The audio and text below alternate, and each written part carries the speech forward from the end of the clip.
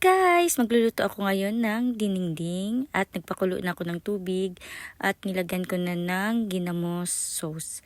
So, ayan na guys. And ilagay na natin ang kamatis, luya at saka sibuyas. So, ganyan lang guys. Konting tubig lang ang ilagay natin. So, ayan. Hayaan lang natin kumulo. And ilagay na natin ang gulay. So ang gulay ko pala guys is bunga ng malunggay, sitaw, okra, kalabasa at saka yung maliliit na talong. And patola. So ayan, sinama-sama ko na. Ihuli lang natin ang patola guys kasi ang patola is madaling maluto. So ayan, hayaan lang natin yan. And timplahan na natin. So timplahan natin guys.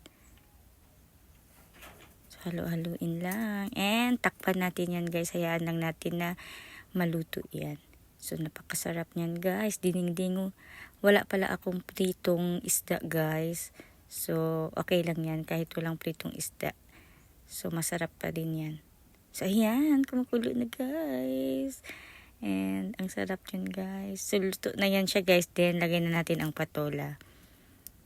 So, ayan guys, halo-haluin lang natin hanggang sa ma-absorb ng patola ang sauce niyan, ang sabaw.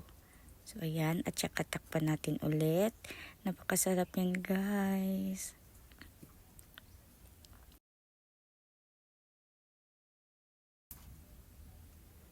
So, ayan, takpan lang natin and hintayin natin ng mga ilang minuto. So, ayan, luto na guys. Ready to serve, ready to eat. Napakasarap yan guys. Yummy veggies, dinengdeng. Thank you for watching. Bye!